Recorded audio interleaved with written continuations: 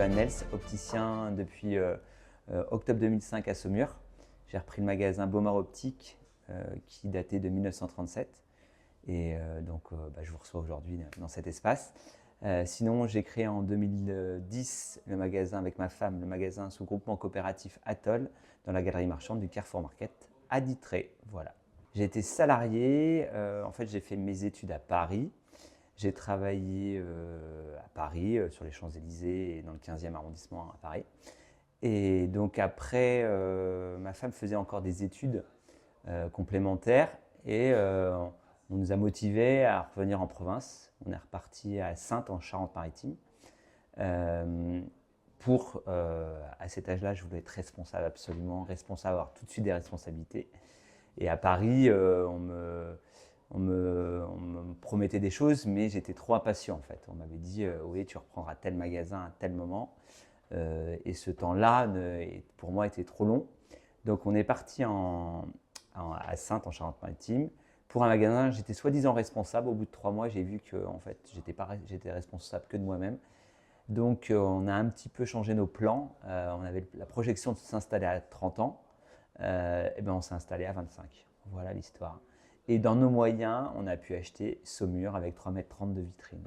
J'étais inconscient, instinctif, je ne sais pas, mais ça s'est fait comme ça. En octobre 2005, nous avons acheté un couloir avec 3,30 m de vitrine.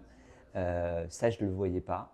Mais ce qui nous a sauvés, c'est que le magasin était là quand même depuis 1937. Il y avait eu le gendre après, de 1967 à 2005, qu'il avait une bonne réputation. Il était quand même en fin de carrière, cette personne. Il s'est reposé sur sa personne aussi. Donc on a mangé un peu de la vache enragée pendant 1 an. Après on a fait grimper le magasin en chiffre d'affaires. On a vite stagné en chiffre d'affaires parce qu'il manquait de la surface. Parce que là, aujourd'hui, tu as combien de mètres carrés pour Là, qu'on compare? j'ai surtout en fait 10 mètres de vitrine contre 3,30 m. C'est ça qui a tout changé. Et donc nous, on avait travaillé tout, mais il nous manquait, l'emplacement n'était pas parfait. On avait changé notre politique de produit, etc., la publicité, on avait vraiment travaillé, mais on stagnait en chiffre d'affaires.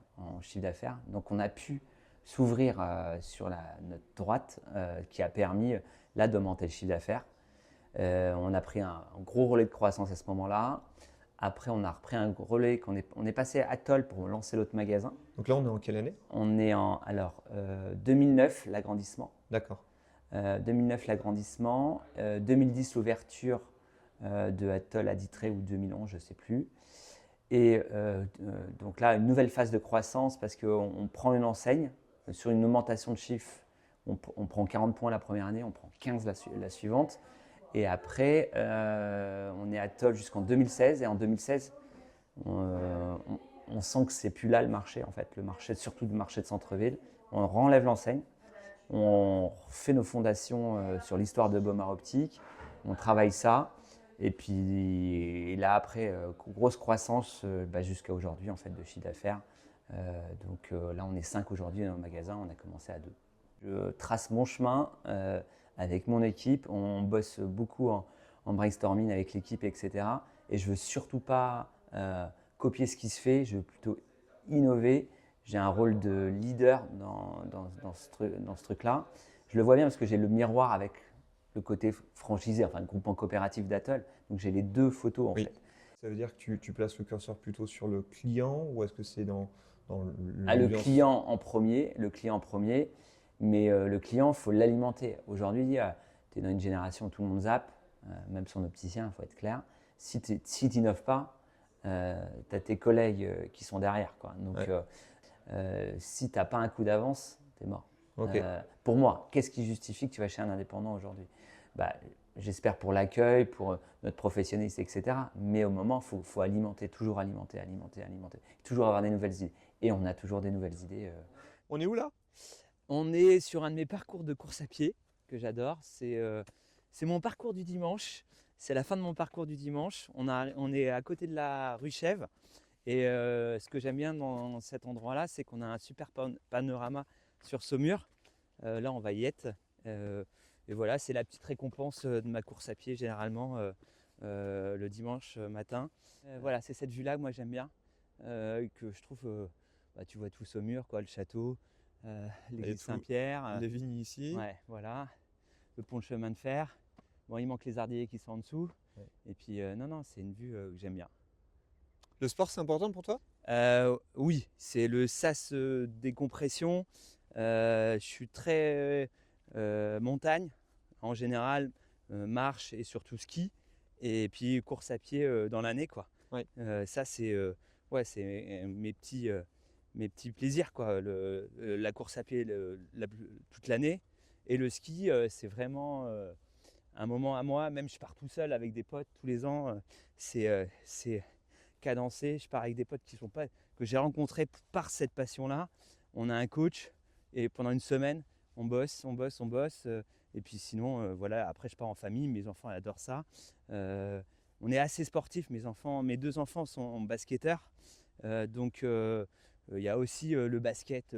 C'est quand même important. Il y a un panier dans le jardin, etc. Et puis j'ai joué un peu au basket jeune, mais donc voilà. Mais le sport, oui, c'est important. Ok. Tu vois, prochainement, là, il y a le Off Cheval. À chaque fois, on répond présent parce que c'est montrer notre ville. On essaye. La semaine dernière, il y avait une opération de course à pied en relais pour une association qui est organisée par le Rotary Club. On essaye d'être présent sur ces choses-là.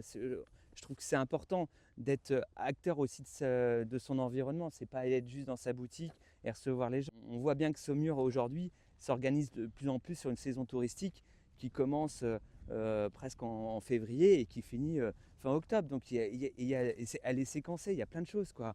Et ça commence par les opérations au niveau du vin, là, Sobio, etc. Tout ça.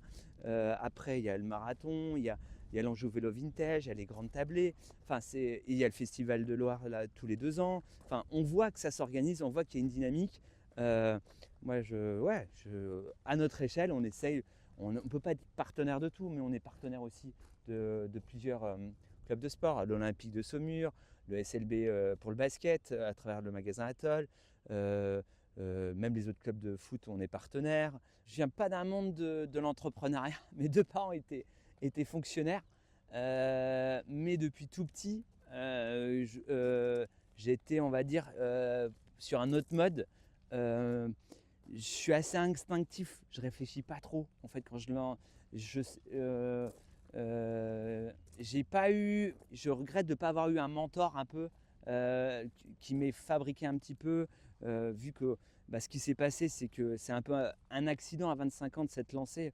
Avec le recul, je dis ouais, 25 ans. Quand tu me dis le Yohan d'aujourd'hui, 25 ans, c'est jeune, quoi. Mais je regrette pas du tout. Ce qui nous sauvait, c'est qu'avec ma femme Delphine, on est hyper complémentaires. Donc les deux a fait que ça a fonctionné. Mais on a eu de la chance aussi. Mais la chance, tu la provoques aussi.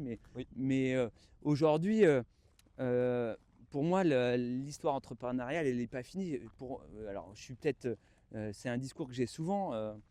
Pour moi, on est encore en état mois par mois. Moi, j'estime pas que ouais, ça y est, je suis arrivé. Non, pas du tout. Ça fait du coup pas mal d'années maintenant que tu t'es lancé. Donc tu as vu les mentalités évoluer dans le monde du travail avec une culture d'entreprise, des attentes collaborateurs en constante évolution. Quelle vision tu as du manager actuel, de comment il doit être pour répondre on va dire aux exigences, Je vais en tout cas aux attentes? te faire un résumé de ma vision que j'ai de ce matin. Ce matin, j'ai fait réviser mon fils. Je vois que les générations, elles évoluent complètement.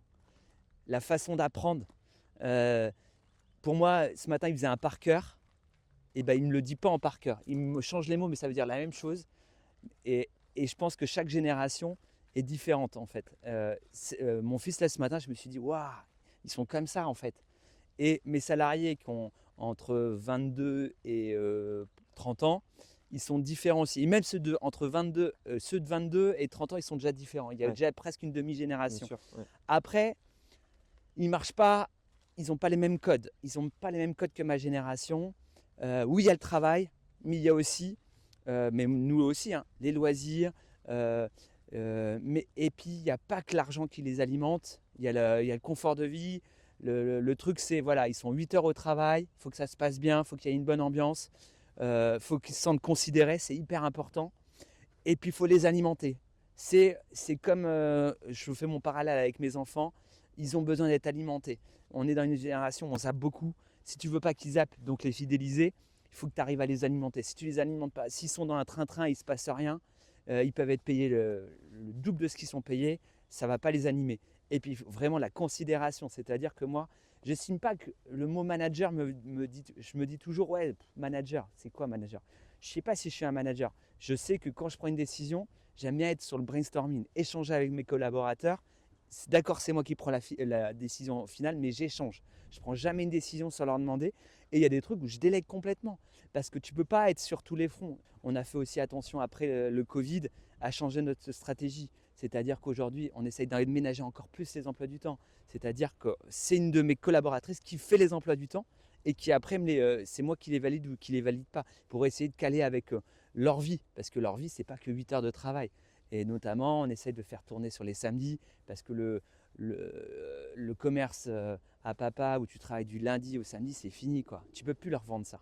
Tu leur proposes 2 fois le salaire, ils ne répondent pas. Ouais. C'est pas ça aujourd'hui. Aujourd'hui, c'est savoir s'il y a une bonne ambiance, avec qui je vais travailler. Et le pire, moi, dans mon magasin, ils veulent travailler les bons produits, ils veulent travailler ces marques-là. Merci à toi pour ton temps.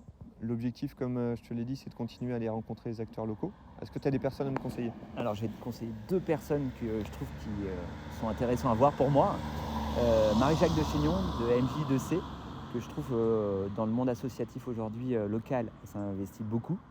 Et aussi un grand ami à moi, plus du terroir, parce que ça me parle aussi. Julien Godet, du Prieuré de la Dive, qui est un entrepreneur depuis 2009 sur le secteur saumurois.